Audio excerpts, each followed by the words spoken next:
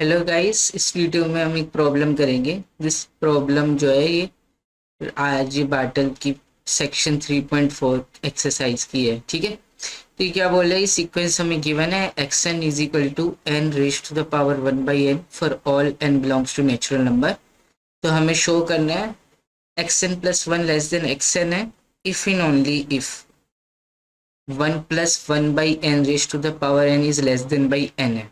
ठीक है, अगर ठीक है, अभी फॉर द टाइम भी हम मान लेते हैं हमने ये प्रूफ कर दिया।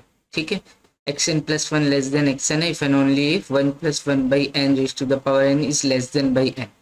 ठीक है, एंड इसके बाद हमें इन्फर करना है that the inequality is valid for n greater than equal to 3। ठीक है, n greater than equal to 3 के लिए ये इनइक्वालिटी वैलिड है। ठीक है, for all n greater than equal to 3 this inequality holds. ठीक है, for all n greater than equal to 3 ये होल्ड हो रहा है तो ये भी होल्ड होगा। इसका मतलब ये जो सीक्वेंस है एक्सन ये डिक्रीजिंग होगी for all n greater than equal to 3 के लिए x n plus one less than x n है। ठीक है, तो conclude that x n is ultimately decreasing and that x n जो है वो कन्वर्जेंट है, एक्स को कन्वर्ज कर रही है। पार्ट 2 बाद में करेंगे हम। ठीक है, तो अभी टाइम बीइंग के लिए हमने मान लिया है कि ये वाली चीज 1 + 1/n raise to the power n is less than by n है। ठीक है, तो ये इनक्वालिटी कब होल्ड करेगी ये हमें देखना है। ठीक है, तो आपको ये पता होगा ये जो सीक्वेंस है 1 + 1/n raise to the power n ये सीक्वेंस है रेशनल नंबर की जो e को कन्वर्ज करती है which is an irrational number. ठीक है, रेशनल नंबर की सीक्वेंस है और कन्वर्ज कर रही है इरेशनल नंबर को विच इज ई। ठीक है, तो ये जो सीक्वेंस होती है वो स्ट्रिक्टली इंक्रीजिंग होती है। ठीक है, ये जो सीक्वेंस होती है ना, ये वाली सीक्वेंस ए एन मान लेता हूँ मैं 1 + 1/n raise to the power n।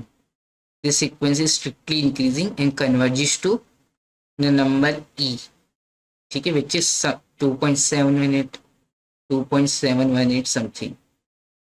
ठीक है, तो ये स्ट्रिक्टली इंक्रीजिंग है और इंक्रीजिंग है।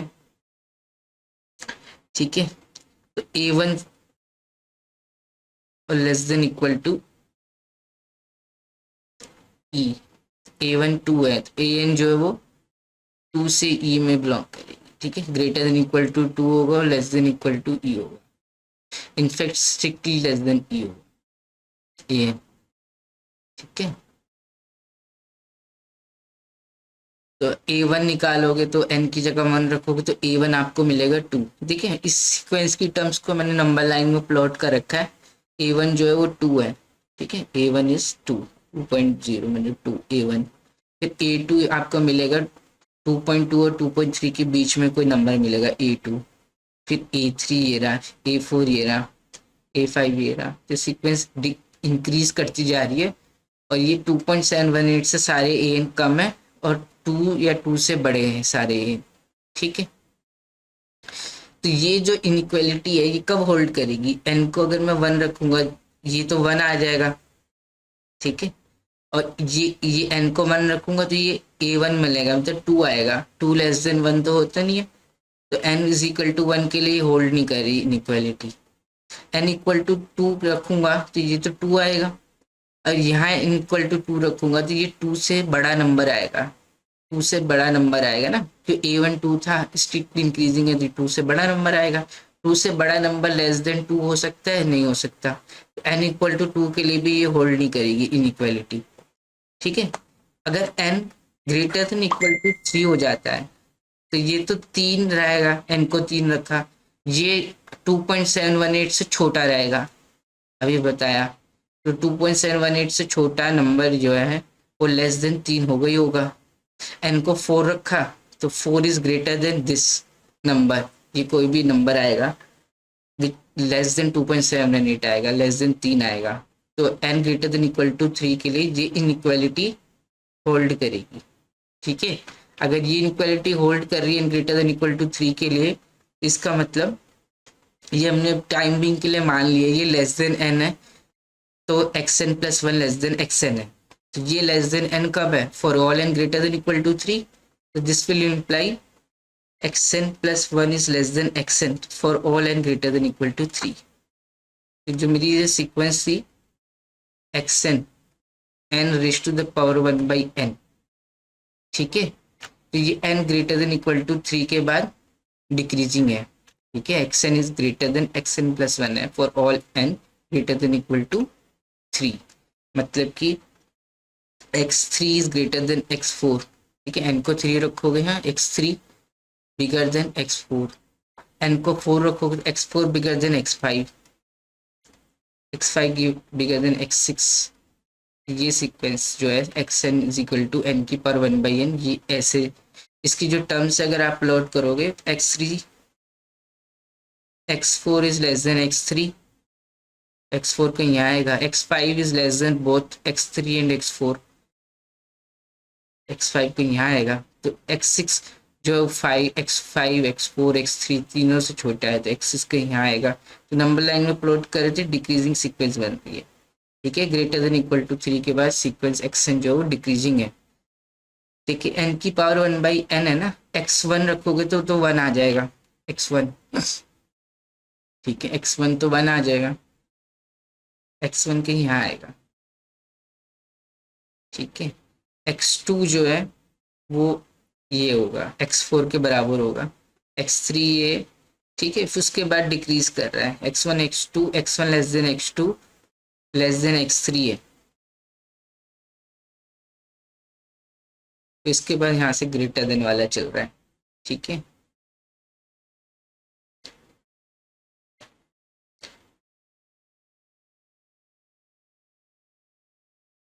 X one is less than x2 is less than x3, x3 is greater than x4, यही, ठीक है। तो ये इन्फर करना था, ठीक है। And the inequality is verified greater than equal to three, conclude that x n is ultimately decreasing, ठीक है। और ये वन से तो बड़ा हो गई,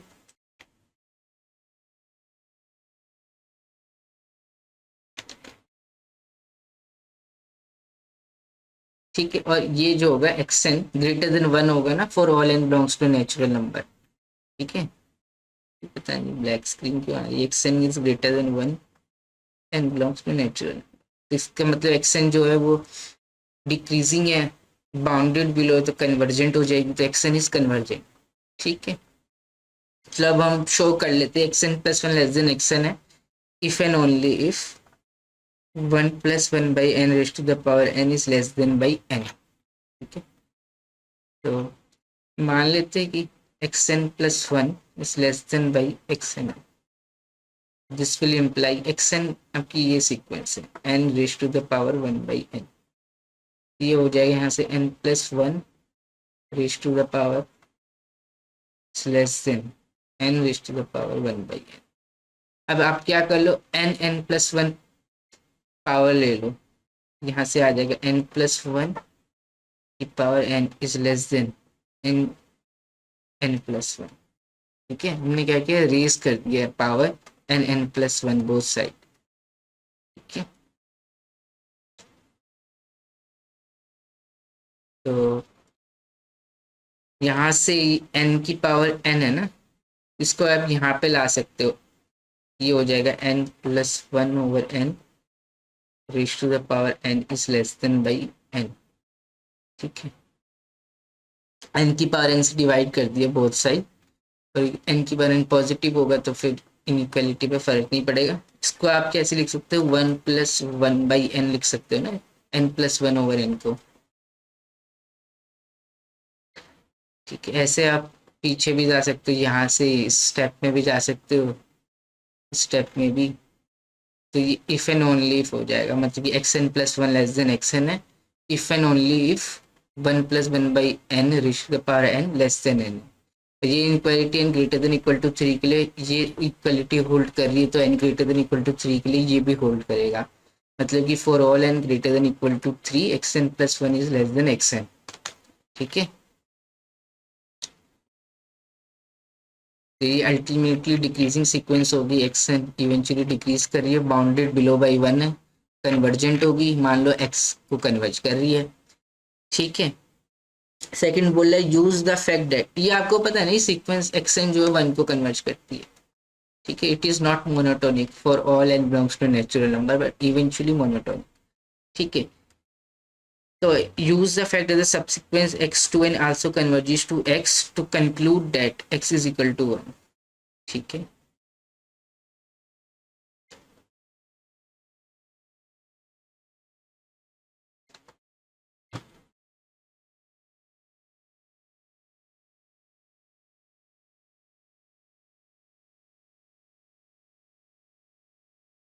ठीक है,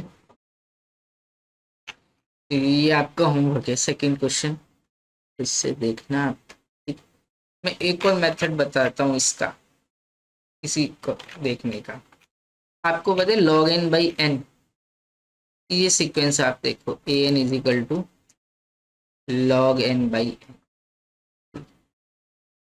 n बिलोंग्स टू नेचुरल। ये सीक्वेंस a n जो है वो कन्वर्ज कर रही है 0 को as n tends to infinity. You can use L'Hopital rule. ठीक है, क्योंकि लॉगरिथमिक नीचे polynomial as n tends to infinity a n will tends to 0। ठीक है, और a n जो है इंक्रीजिंग है, a n plus 1 is greater than a n for all n greater than equal to 3। क्योंकि अब log x बाई x का graph बनाओगे ना और डेरिवेटिव निकालोगे तो e पे मैक्सिमम देगा 2.7, e पे मैक्सिमम वैल्यू देगा 1 बाई ई। इसके बाद फंक्शन डिक्रीज कर रहा है। ठीक है, तो यहाँ ग्रेटर देन नहीं आएगा, यहाँ लेस देन आएगा। ठीक है, फंक्शन डिक्रीजिंग है ना। ठीक है, for all n greater than equal to 3 n plus 1 is less than a n। ठीक है, ये a5 is less then a4। ठीक है, क्योंकि डिक्रीजिंग है ना तो ये वाला होगा। तो ये सीक्वेंस जो है डिक्रीजिंग है, a n log n by n जो है n greater than equal to 3 के लिए ये वाली इनइक्वालिटी होल्ड कर रही है। ठीक है, a n plus 1 is less than a n। ठीक है, a n प्लस 1 है क्या आपका log n plus 1 over n plus 1।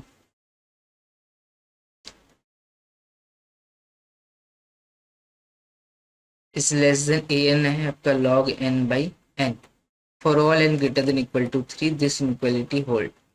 ठीक है, अब आप क्या करो, पावर रूल से इसको लिख सकते हो log n plus 1 raise to the power, ये ऐसे लिख सकते हैं ना, इसे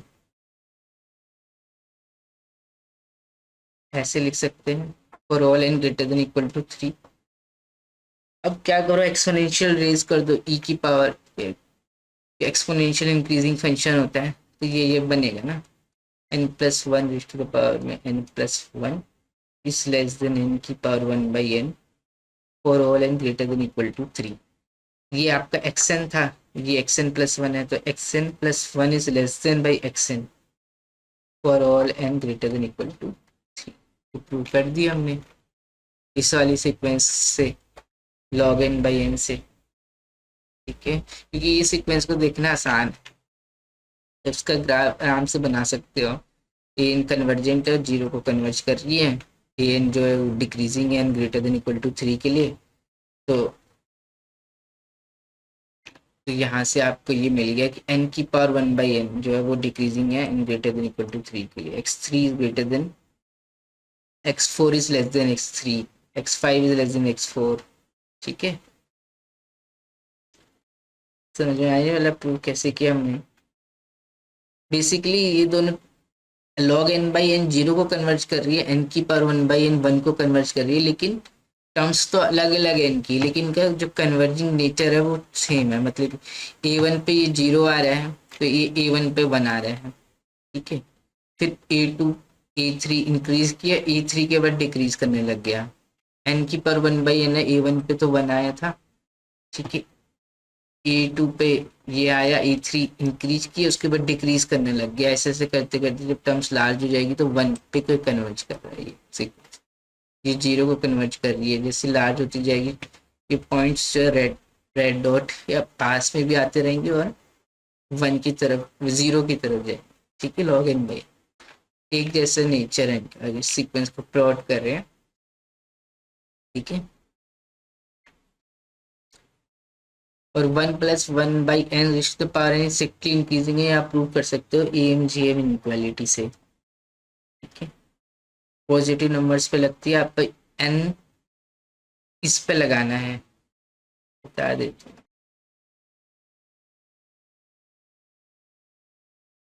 ठीक है, ये कितने n है, तो टोटल जो नंबर है n+1 है। ठीक है, इस पे AMGM लगाओगे, पॉजिटिव नंबर है for all m belongs to natural number, और ये कभी बराबर नहीं होंगे तो इनइक्वालिटी स्ट्रिक्ट रहेगी, m ग्रेटर देन GM हो जाएगा, इक्वल टू नहीं हो सकता, क्योंकि इक्वालिटी होल्ड करते जब सारे नंबर बराबर हो जाए 1+1/n, तो कभी 1 के बराबर हो नहीं पाएगा, ये 1 से हमेशा बड़ा रहेगा। 1+1/n for all n belongs to natural number is bigger than 1, ये सारे नंबर कभी इक्वल नहीं हो सकते, तो AM ग्रेटर देन GM हो जाएगा। ठीक है, तो उससे आप आसानी से प्रूव कर सकते हो this sequence is strictly increasing 1+1/n raise to the power n। Okay, चलो यहीं रोकते हैं अपनी वीडियो।